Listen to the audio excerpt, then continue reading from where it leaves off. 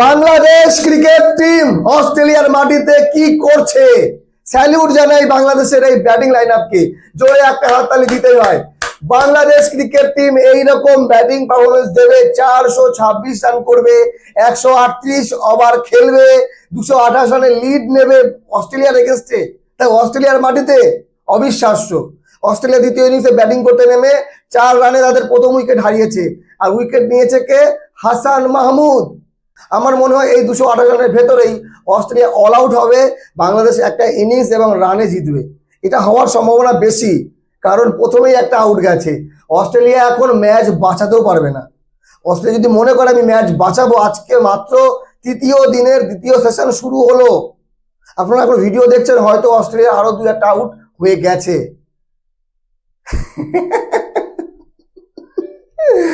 ও, অস্ট্রেলিয়ার প্লেয়ারদের অবস্থা দেখে সত্যি খুব আজকে মায়া হচ্ছে।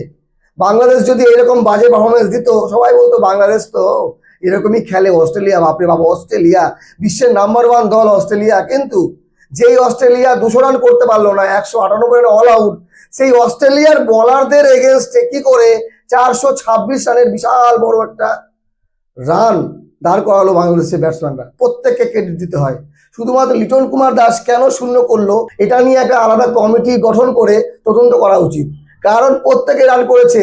আর হাসান মাহমুদ 92 বল খেলেছে, রান 14, কিন্তু বল খেলেছে 92। মেহেদী হাসান মিরাজ শেষের দিকে 65 রানে দুর্দান্ত ইনিংস, তাইজুল 17, তাসকিন পর্যন্ত 14 রান করেছে। আর কি লাগে? বাংলাদেশের এইরকম ব্যাটিং সাপোর্ট যদি থাকে, তো প্রত্যেক ম্যাচেই বাংলাদেশ ভালো করবে। ম্যাচের জয় হার আলাদা বিষয়, কিন্তু ম্যাচে ভালো খেলা। তো বাংলাদেশ মনে হয় ঐতিহাসিকভাবে এই প্রথম ম্যাচ জিততে যাচ্ছে। এখনো প্রায় 3 দিনের খেলা বাকি, আর এই 3 দিনের খেলায় অস্ট্রেলিয়া যদি 400 করে নেয়, তবুও বাংলাদেশের টার্গেট 180 নিচে থাকবে। আমার মনে হয় না অস্ট্রেলিয়া 300-র বেশি রান করতে পারবে। আর এই জয় বাংলাদেশের 8 জন বোলারদেরকে দিয়ে যখন ব্যাটসম্যানদেরকে দমাতে পারছে না, তাহলে বাংলাদেশি প্লেয়ারদের কনফিডেন্স, ব্যাটসম্যানদের কনফিডেন্স দেখার মতো ছিল।